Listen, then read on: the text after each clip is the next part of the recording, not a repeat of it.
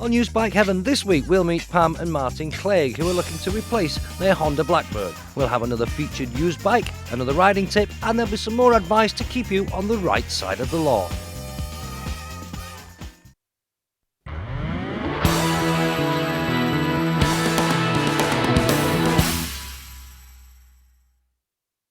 This is Pam and Martin Clague from Southport.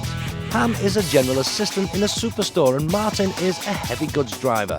They own a Honda Blackbird and cover in excess of 15,000 miles per year, much of it following motorcycle racing throughout Europe. Today they're looking for something big and powerful, but with a slightly less sporty riding position.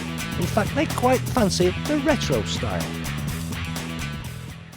Hello and welcome to the show, and I have Martin and Pam with me. Now, Martin and Pam, you currently have a Blackbird, don't you? Correct. You're not telling me there's anything wrong with that, are you? Nothing wrong with the Blackbird whatsoever. Okay, so what are you looking for today? Something that I'm a bit more upright on.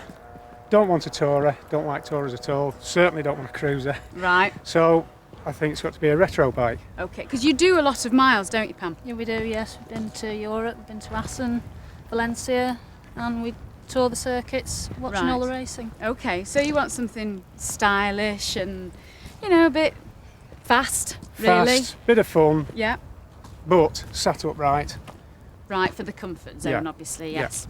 Right, well, we've got 3 bikes for you here today. Hopefully Right. you're going to like the look of these. We've got the X11, we've got the Speed Triple, and the GSX. What do you think of the look of these? I love the look of the GSX. It's fantastic, isn't it? I'm glad you said that, Yes, because I yes, love it. yeah. It's a muscle bike. It looks a muscle bike. Yeah. So It I do looks like the look of classy that. though, does it? It's a classic as well as anything, I think. Plus it goes with my leather, so I like that, but it is fantastic. It's right. It's what a lot of blokes my age remember about bikes. Yeah. The Speed Triple, it's got a bit of attitude. Not sure about the colour, Right. but it's a bike by itself, I think. Yep. The X11, I'm not sure. It's an odd looking thing, It's an odd looking yeah. thing, the air scoops, one thing and another, but it's got the same engine I'm used to. Mm-hmm. And no, it'll be okay to ride because it's Honda. Right. Oh yes, of course, you're a Honda I'm a man. Honda man. Yeah, we're going to have to try and drag you away from that today. What do you think to them, Pam? Well, I don't really like the one in the middle, to be honest. Is that the colour, do you think? I think it must be. Yeah? Bit locusty, isn't it, really? yeah. But yeah. And like Martin, the Honda's a bit odd, but It looks a bit out of proportion when you first look at it, but you know, and the seats are shorter at the back. The pillion. Right. Well, it's a bit interesting. I mean, that's a lovely looking seat, that, isn't it? Go for miles on that. Just looks a bit old-fashioned to me, to be honest. Oh, well, there you go. Now, have you got a budget? I didn't really want to go much above 5,500. Okay, well, that's fine because the X11 is 4.2, the GSX is 5.5. But if you do happen to take to the rather odd-looking Speed Triple or odd-coloured Speed Triple, that's 7,000. So that's obviously going to blow your budget, but we like to throw a spanner in the works. So there you go. So we're going to let you have a little go on them, Right. and we want you to tell us what you think. But before you do, we're going to go to Paul, who's going to give you some hints and tips on how to ride each 3 of these. Okay. Okay? Our first bike, Martin and Pam, is Suzuki's humongous GSX 1400. This heavyweight roadster takes its styling from the late 1970s, but underneath, it's full of the very latest high-tech engineering. The 4-cylinder fuel-injected motor kicks out a fairly modest 104 brake horsepower, but has massive amounts of torque. The twin piggyback shocks at the rear are fully adjustable, and you don't even need any tools to do it. It's a different kind of power delivery though to your own Honda Blackbird, with most of the excitement occurring at below 7,000 revs, so bear that in mind. This bike is from 2002 and it's showing just 1,400 miles. It could be yours today for £5,500. Next we have retro styling mixed with aggressive Street Fighter looks in the shape of Triumph's Speed Triple. If you're looking for a machine which helps you stand out from the crowd, then this could well be it. The very lively fuel-injected triple-cylinder motor is the same unit that Triumph used in their 955i Daytona, but in the Speed Triple it has slightly less punch, claiming just 108 brake horsepower. Owners report that the handling is as good as many sports bikes, but we'll let you be the judge of that. This bike is from 2002 and it's covered less than 1,000 miles, so it's as good as new. However, you would need to stretch your budget and find £7,000. And finally, Martin and Pam, here's something that may just feel slightly familiar: Honda's X11. This bike actually uses the same 1100cc motor as your own Blackbird, but power is down by around 20% at just 136 brake horsepower. It's a different kind of performance to the Blackbird, still blisteringly quick, but without that top-end rush of power, and that's reflected in the fact that it now only has a 5-speed gearbox. Looks-wise, it's fair to say that for many people it wouldn't win any beauty contests. It's definitely different, but it does handle well, and with a top speed of 150 miles an hour, it's not short on performance. This bike is the cheapest of this week's threesome. It's a W registered from 2000 and it's covered 4,000 miles. It's on sale today at £4,200. So there you go, that was Paul with some useful information. Well, I was going to say useless then, but I better not with Paul. So we're going to set you off on the GSX. Right. Now, you say you've always liked the look of these, I've loved the look of these since they first came out. but you've not been on one. I've not been on one, no. Right, well, it'll be interesting to see what you think. Pam, Yeah. what do you think of that seat? Well, it looks comfortable, yeah. And the grab rail, nice and No, handy? don't bother with one of those. Do you not? No, I've got plenty to grab on here. Oh, hey, steady. Right, well, you go and do all your grabbing and stuff and tell us what you think when you get back. Yeah, I look forward to the grabbing. So while Martin and Pam put the Suzuki through its paces, we're over to Paul and this week's used bike review. 200 miles an hour, anyone? That's what the sign says, so we don't need to look any further to know exactly what bike this is. Of course, it's a Suzuki GSX 1300R, or a Hayabusa. And yes, it will do 200 miles an hour or thereabouts, which is no use at all if you're on the M25. And in fact, when this bike was first launched, I rode one round a racetrack in Spain, and I actually only saw 175 miles an hour before I ran out of road. There wasn't the room to do it. So unless your house backs onto the Bonneville salt flats, it's really not much use to anyone. But it will do it, and it's something to brag about. It's a good talking point when you park up, isn't it? And this remains today the fastest production motorcycle that you can buy.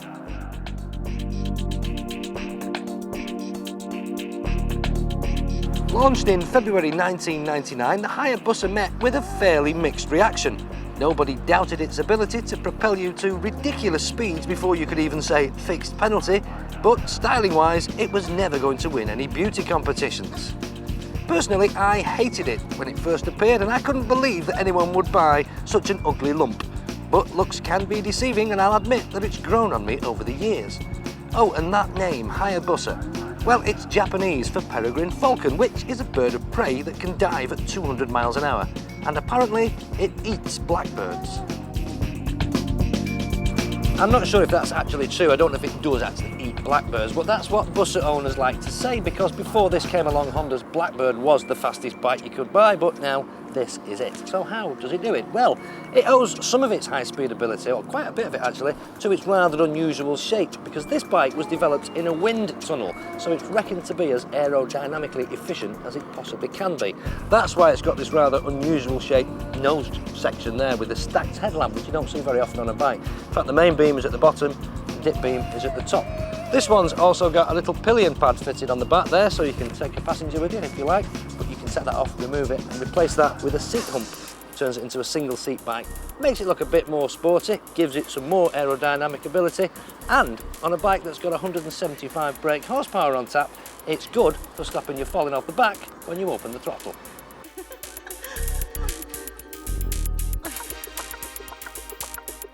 The Busa is more of a sports tourer than an out-and-out sports bike.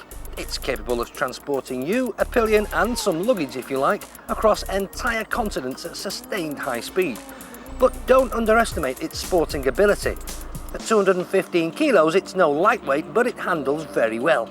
It's not quite as agile as an R1 or a Fireblade, but in the right hands it'll give most sports bikes a run for their money on the twisties, before leaving them for dead on the straights. The riding position, although quite sporty, isn't too radical. You could certainly spend more time aboard a Hayabusa than something like a GSXR. Thanks for that, Paul. Well, while you were away, Martin and Pam returned with the GSX. What did you think? Very easy to ride for such a big bike. No surprises, which is a bit of a letdown. Oh, right. Yeah, thought it might have been a bit more punchy. Delivers its power very smoothly. Because it's a big engine. It is a big engine. It's 1400cc. I thought it would have been a bit wanting to go a bit more, yeah. Right. But lovely bike, lovely machine. Pam? Boring. Oh, me or the bike? The bike. Really? Yeah, I'm It just sorry. didn't. What about the looks of it? It looks lovely. It's just old-fashioned. Sorry. Oh, Martin, we're old-fashioned because I'm with you. I think it's fantastic. I do. I love the paint, the colour scheme. Right. Well, we're going to move you on then now to the Triumph, the Speed Triple, the one that you say you're not quite sure of the looks. No. Have you ever been on a Triumph? Not the Speed Triple. We had a sprint, an early sprint. Oh, you've actually owned Yeah, a Triumph, Triumph. right? Okay. It was a 96 sprint. Good workhorse. Did the business, but heavy, lumbering, hard work. Right. Well, get kitted up then and let us know what you think. Okay. Okay. See you later. So while Pam and Martin have a play on the Triumph, we're over to Paul and PC Pulfrey and some legal issues. The beauty of bikes is that we don't get stuck in traffic jams. They're easy to whip through the town centres and things. So what are the rules, Chris, when it comes to filtering through traffic and cutting through?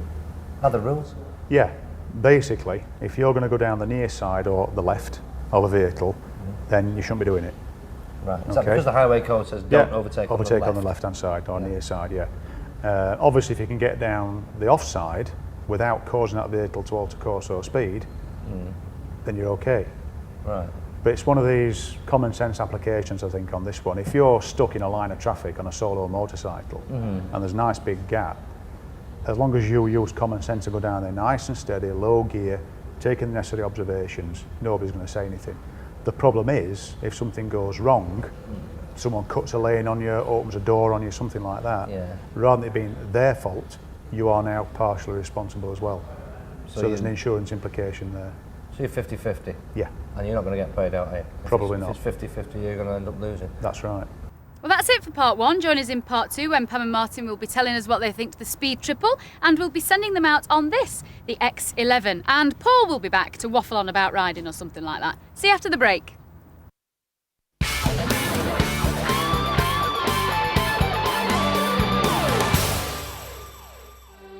Welcome back to Used Bike Heaven. Now, if you were with us before the break, you'll know we're with Pam and Martin, who currently have a Blackbird, but they do lots and lots of miles, so they want something a bit more retro-y, a little bit more comfortable. So we sent them out on the GSX. They liked that, or rather Martin did. Pam thought she might get a bit bored with it. Then we sent them out on the Speed Triple, and I haven't a clue what they think, because I haven't asked you yet. What did you think? I thought it was great. Fantastic. Fun bike. Yeah. Much better than the old Triumph. Handles, goes well. Sounds fantastic. Yeah. Really loved it. Good fun. Brilliant fun. Brings a smile to your face. It might be fun, but could you do a lot of miles on it? You just have to try it. I think you'd probably get a bit tired on it. Right. But the fun side of it, I think, would make up for that. Yeah. So the power and everything was there. The power was there. The sound's definitely there. Although I would change the cam. I don't like the long cam, and it does muffle it. Right. So I would change the cam. But apart from that, the bike was brilliant. Could you tell he was having fun? I certainly could, yes. Could and you? I loved it as well. Did you? I did, yeah. Did you have grabbing opportunities? Certainly, plenty of those. Wonderful. So, because you weren't sure about the seat, were you, at first? No, but I love the bike anyway. Yeah? Yeah, I just feel it feels like a proper bike. Nice and smooth at the same time as it being powerful and everything. Yeah, definitely. So, I mean, handling and stuff. Handling was spot on. I really enjoyed the feel of it through. I can hold any line with it. Really? Just point it and go. Brilliant. Right. Brilliant. So, was there anything you didn't like other than the exhaust? Nothing at all. I thought everything about it was great. Right. Everything. It was a little bit clunky gearbox, but it is new. It's done less than 1,000 miles. So that would It may change. Yeah, it may get better. Well, that's that one. Right. Now we've got the Honda. If you'd like to step this way. What do you think of this? Well, my Blackbird at the back. Peculiar looks at the front. You're not kidding. Looks a little out of proportion, but no doubt when you get on it. Might be different again. Yeah. And you are a Honda man. at the A end of Honda the day. man. Looking forward to trying it anyway. Well, there you go. Go and get kitted up then. Okay. And we'll see you later. So while Pam and Martin do their third and final test, we're going back to Paul, and he's got some riding tips.